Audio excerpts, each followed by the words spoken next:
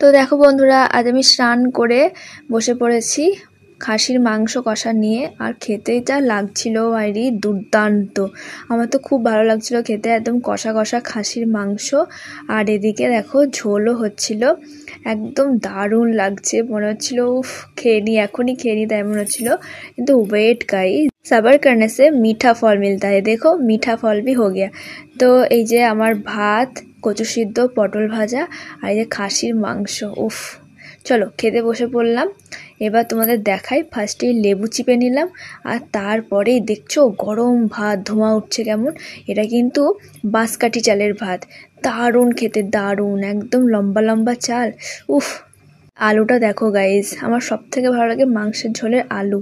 আর মাংসর পিসগুলো দুর্দান্ত ছিল, এই দেখো মাংসর পিসে আমি না বোনলেস নিয়েছিলাম, তো আমার খেতে খুবই ভালো লাগছিল। চলো তাহলে এবার খেয়ে নিই।